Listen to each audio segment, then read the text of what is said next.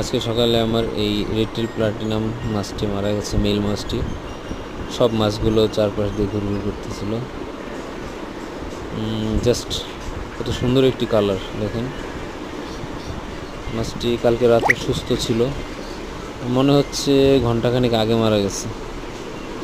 তবে আমার ধারণা এত বড় ট্যাঙ্কের মধ্যে শুধুমাত্র 5-6টি মাছ ছিল, তার ভিতর থেকে মাছটি মারা গেছে। তাতে আমার মনে হচ্ছে হয়তো বা অ্যামোনিয়ার কারণে মারা যেতে পারে, কিংবা ইন্টারনাল কোনো ডিজিজ থাকতে পারে।